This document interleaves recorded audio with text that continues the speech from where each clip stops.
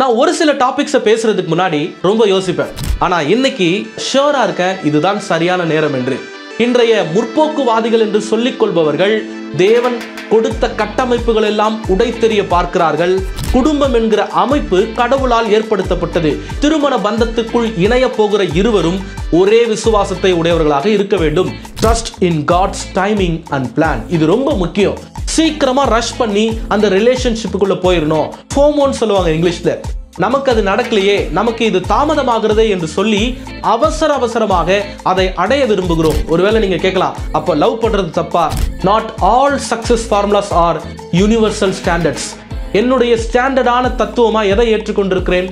இறை வேதாகமத்தை. இந்த பைபிள் தான் என்னுடைய அல்டிமேட் கைடா இருக்கணும். Examine yourself through the Bible and seek God's guidance.